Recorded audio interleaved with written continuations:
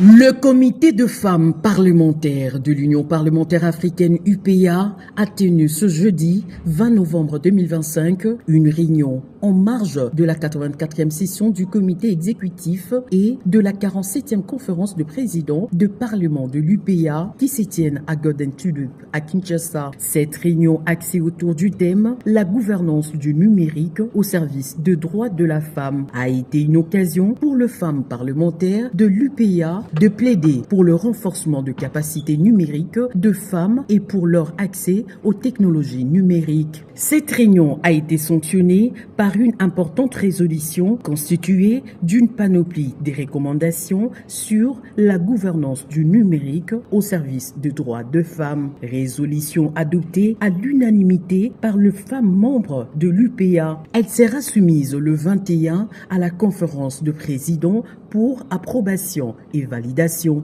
Dans son mot de bienvenue, Madame Tayeb Wassila, députée à l'Assemblée nationale populaire de l'Algérie et présidente du comité de femmes parlementaires de l'UPA, a d'entrée de jeu remercié les autorités et le peuple de la République démocratique du Congo ainsi que les femmes parlementaires congolaises pour toutes les marques d'attention et de sympathie à l'endroit des délégués issus de différents pays de l'UPA. Revenant sur les thèmes de cette réunion, la présidente du comité de femmes parlementaires de l'UPA a fait savoir que les droits de la femme et la gouvernance numérique sont intrinsèquement liés. La gouvernance numérique qui englobe l'accès, l'utilisation et la gestion des technologies numériques a un impact significatif sur la réalisation de l'égalité de sexe. Il est crucial que les femmes participent activement à la définition des politiques numériques et qu'elles aient accès aux technologies et compétences numériques pour s'épanouir dans un monde de plus en plus digitalisé, a déclaré Tayeb Wassila. Pour maximiser l'impact positif du numérique, la présidente du comité de femmes parlementaires de l'UPA a souligné la nécessité de mettre en œuvre les politiques inclusives, de renforcer les capacités numériques de femmes et de garantir leur sécurité en ligne.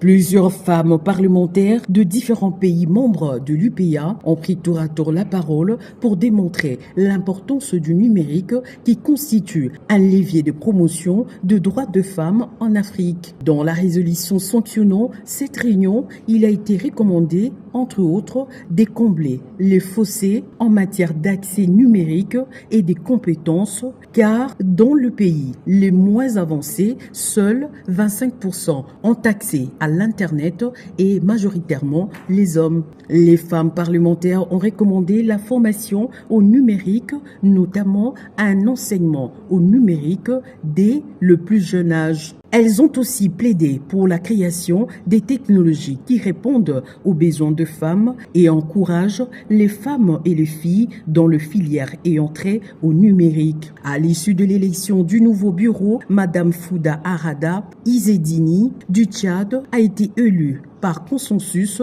présidente. Madame Aïssata du Niger a été quant à elle élue vice-présidente et Madame Aminata Sangara du Mali a été élue rapporteure. Je tiens à remercier très sincèrement la plus haute autorité de ce pays de nous avoir permis de travailler ici au niveau de Kinshasa pour la 84e session et la 47e conférence des présidents qui va se tenir demain. Je suis plus que satisfaite, je suis très contente, je suis honorée par mes collègues d'avoir été désignée à la tête de ce caucus.